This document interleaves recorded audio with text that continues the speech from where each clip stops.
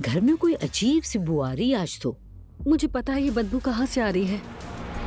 नायला ये क्या है? मोहब्बत का शहजादा रोमियो। मेरा ख्याल है तुम एक बार शादी कर चुके हो, अभी हाल ही में तलाक हुई। मुझे ये पूछना तो नहीं चाहिए था, लेकिन मेरी बहन के लिए जरूरी है। मैं अपने बाबा की तरफ से सॉरी कहता हूँ। पागल हो गए हो तुम क्या? एक बात कहूँ, आज रात मत जाओ। ओह खुदा, अब क्या होगा? कैसे हैं? मैंने ज्यादा वेट तो नहीं करवा दिया? आज जल्दी नहीं जाना, साथ वक्त गुजारेंगे। लेकिन कैसे? मेरे घर चल के फिल्म देखेंगे। आज घर खाली है क्या? आज मुझे बहुत अच्छा लगा।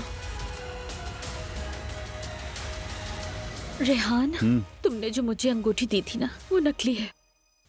रोहान के लिए एक सरप्राइज प्लान कर रही हूँ, क्या आप आना चाहेंगे? ठीक है, आऊंगा मैं। Surprise surprise.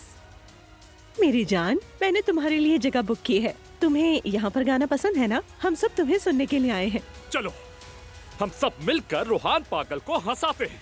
मेरा आज स्टेज पर जाकर परफॉर्म करने का कोई मूड नहीं।